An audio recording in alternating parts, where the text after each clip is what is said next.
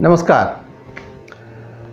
14वीं शताब्दी में जब मुसलमानों ने दक्षिण को जीता, तब यहाँ की योद्धा जातियों में अलग अलग नायकों के छोटे छोटे दल संगठित हो गए, जो कभी तो मुसलमानों से जूझते तो कभी धन लेकर उनकी सहायता करते। ऐसा ही एक घराना पूना प्रांत के पाटस के मल्लू जी भोंसले का था। वे देशल ग्राम में रहते थे और 2 गांवों में पटेली करते थे। स्वयं की खेतीबाड़ी भी संभालते थे। मल्लू जी का विवाह एक प्रतिष्ठित परिवार में हुआ और मल्लू जी के ही बड़े पुत्र थे शाहजी। मल्लू जी एक बार अपने बेटे शाहजी के साथ अपने एक पुराने मित्र जादो राय से मिलने उनके निवास स्थान पर गए। जादो राय निजाम शाही में 10,000 जागीरदार थे। उसी समय जादो राय की बेटी शाहजी के पास आकर बैठ गई। जादो राय ने दोनों बच्चों को देखकर हंसकर कहा, अच्छी जोड़ी है, क्यों बेटी, इस लड़के से शादी करोगी? यह सुनते ही मल्लू जी तपाक से वहां उपस्थित लोगों से बोले, देखो देखो भाइयों, जादो राय ने अभी अभी सबके सामने अपनी कन्या का वागदान मेरे पुत्र से कर दिया है, अब यह शाहजी की हुई। लेकिन इस बात पर जादो राय बिगड़ खड़े हुए। बोले, हंसी मजाक की बात को इतनी गंभीरता से लेने की क्या जरूरत है? दरअसल वे अपने मित्र की हैसियत अपने बराबर नहीं मान रहे थे। इसके बाद दोनों दोस्तों के संबंधों में खटास आ गई। लेकिन कुछ समय बाद स्थिति बदल गई। मल्लू जी को अपने खेत में गड़ा हुआ धन मिल गया, जिससे उन्होंने कुछ घोड़े और हथियार खरीद लिए और वे भी निजाम शाही में 5,000 मनसबदार बन गए। अब मल्लू जी और जादो राय दोनों ही मित्र अहमदनगर के दरबारी थे। अतः संबंध सामान्य होते गए और अंततः शाहजी का विवाह जादो राय की बेटी जीजाबाई से हो गया और शीघ्र ही उनके यहाँ प्रथम संतान शंभाजी का जन्म हुआ। मल्लू जी के स्वर्गवास के बाद शाहजी को अहमदनगर दरबार में अपने पिता के समान ही अधिकार व जागीर मिली। शीघ्र ही शाहजी ने अपनी हिम्मत और हौसले से अपना रुतबा और बढ़ा लिया।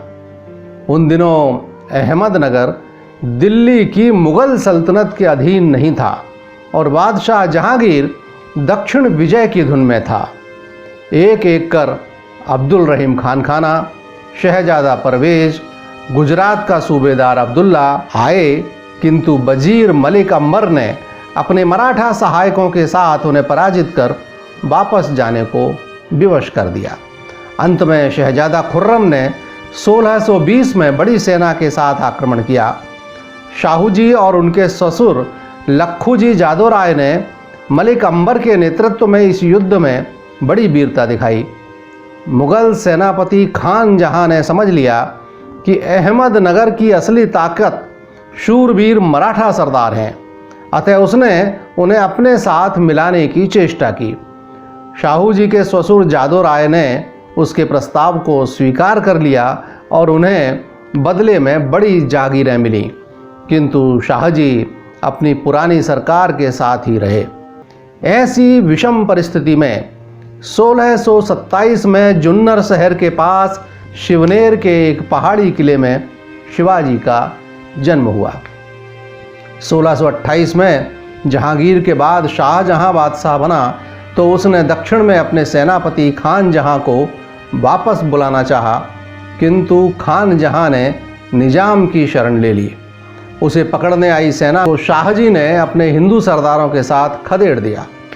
किंतु जब क्रुद्ध बादशाह ने खुद दक्षिण पर चढ़ाई की तो भयभीत खान जहां भाग खड़ा हुआ तथा सेनापति मलिक अंबर की भी मृत्यु हो गई, तो शाहजी ने भी अपनी सेवाएं शाहजहां को समर्पित कर दी। शाहजहां ने उन्हें नया मनसब और जागीरें प्रदान कर दी। लेकिन जब कुछ समय बाद मलिक अंबर के बेटे फतेह खान ने निज़ाम को कत्ल कर शाहजहां से संधि कर ली, तो शाहजी का मन दोनों से खट्टा हो गया और उन्होंने शाहजहां और अहमदपुर दोनों को छोड़कर बीजापुर के आदिल शाह की अधीनता स्वीकार कर ली। आदिल शाह ने उनकी पूरी आवभगत की। अपनी पत्नी से पृथक रह रहे शाहजी ने 1630 में दूसरा विवाह कर लिया। मुस्लिम शासकों में यह उठापटक का दौर था। फतेह खान ने मुगल सेनापति महाबत खां के साथ मिलकर बीजापुर की राजधानी दौलताबाद पर चढ़ाई कर दी। शाहजी ने इस युद्ध में बड़ी वीरता प्रदर्शित की। अतः बीजापुर और फतेह खां की संधि के बाद उनका कद और बढ़ गया। एक बात ध्यान देने योग्य है कि उत्तर में दिल्ली सल्तनत जहां तुर्क, तातार और पठान जैसे विदेशी ताकतों के दम पर थी, तो दक्षिण में आदिल शाही और कुतुब शाही स्थानीय मराठों के सहयोग पर स्थित थी। यही कारण है कि लगातार दिल्ली और दक्षिण के मुस्लिम शासकों में भी लगातार संघर्ष चलता रहा। इसी का उदाहरण है कि महत्वाकांक्षी फतेह खान ने बीजापुर से संधि के बाद महाबत खां पर आक्रमण कर दिया, परंतु फतेह खां को मुंह की खानी पड़ी और महाबत खां ने उसे कैद कर अहमदनगर राज्य का मुगल साम्राज्य में विलय कर लिया। इतना ही नहीं तो शाहजी की पत्नी जीजाबाई और 6 वर्षीय बालक शिवाजी को भी कब्जे में कर लिया। किंतु शीघ्र ही मराठों ने इन दोनों को मुक्त कराकर कोंडाना दुर्ग में पहुंचा दिया। जिस उम्र में बालक खेल कूद में व्यस्त रहते हैं, बालक शिवाजी मुगलों की कैद में रहे। उनके मानस पर यह छाप आजीवन दिखाई देती है। इसी दौरान शाहजी ने मौका पाकर अहमदनगर के शाही खानदान के एक अल्पवयस्क बालक को गद्दी पर बैठाकर पूना से बालाघाट तक के सारे प्रदेश पर अधिकार कर लिया और जुन्नर शहर को राजधानी बनाकर बालक सुल्तान के नाम पर शासन करना शुरू कर दिया। क्रुद्ध शाहजहां ने 40,000 के सैन्य दल के साथ शाइस्ता खां और अलीवर्दी खां को दक्षिण भेजा। बीजापुर और शाहजी ने 3 वर्ष तक उनका प्रतिकार किया, किंतु जब बीजापुर ने शाहजहां से संधि कर ली तो शाहजी भी बालक सुल्तान को मुगलों के हवाले कर पुनः बीजापुर के आदिल शाह के दरबार में पहुंच गए। अब उनके पास पूना के अतिरिक्त कुहार, रूसकटी, बंगलौर, बालापुर, सूमा भी अधीन हो गए। बरार के 22 गांवों की देशमुखी भी उन्हें मिल गई। बहुत सी जागीर और इलाका पाने के बाद शाहजी किसी राजा की तरह रहने लगे।